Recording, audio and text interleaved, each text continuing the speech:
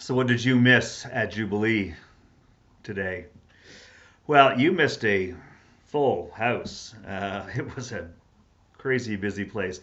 Lots of wonderful visitors. It was a good Sunday. The choir was particularly good. Um, Everything was a beautiful experience for me, anyway. Today we recognize Martin Luther King Jr. Sunday, although not traditionally a Canadian observation. The power of his preaching and his witness to justice and nonviolence begs inclusion. And so today, as we lit the Christ candle, I shared some of the words from his address in Washington from 1963, known as the I Have a Dream speech. I shared those words, recognizing that I read them as history, and Dr. King shared them as life, as hope, as passion. And we heard those words and we lit the Christ candle. Each of us finding the meaning in those words for us in 2017, as some of us worry about the future, as some of us celebrate the future, as some of us work hard in the present to make justice real. We need to hear those words.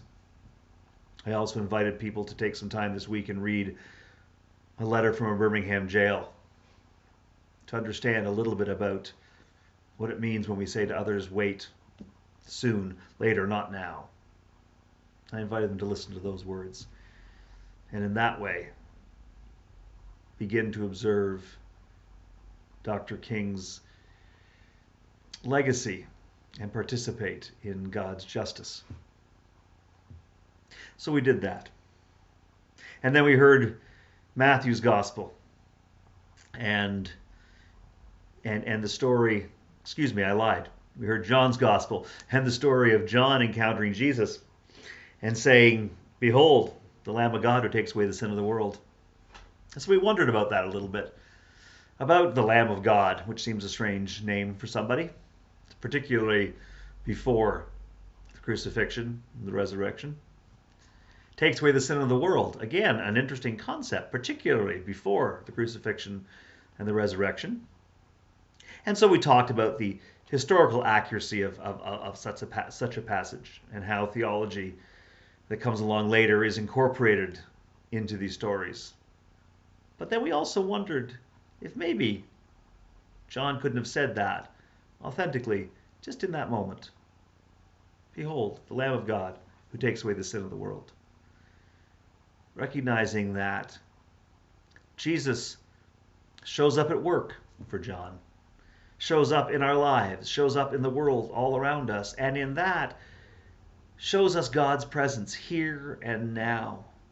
Not far away, not distant, not to come later, not up in heaven, but that God's presence is here and now at work in the world with us. And then we wondered if sin is our separation from God, Jesus walking in our midst, in fact, perhaps that does take away the sin of the world. I invited us to consider ourselves as sinners and to wonder what it means when we acknowledge that we're separate from God and that we are working toward getting closer to God as we experience God.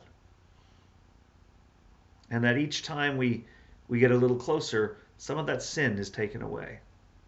And so, in fact, opening our hearts and opening our eyes, opening our minds to recognize God's presence around us, in the people that we meet. Recognizing God's presence in our own struggles, even though they may seem small and petty. Praying just because we know that God is with us. All of these things help us overcome our separation from God. All of these things help us overcome sin.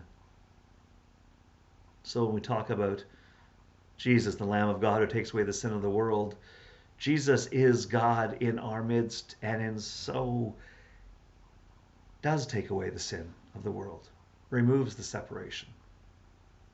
And so I invited us to spend some time this week looking around, expecting to see God's presence, to see Jesus at work in the eyes of a stranger, in the words of a loved one, in the hope that we share when we dare talk of our faith together.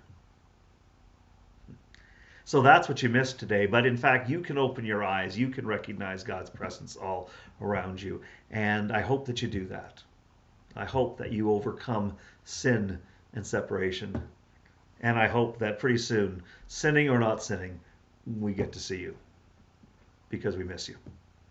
But until we see you again, God bless.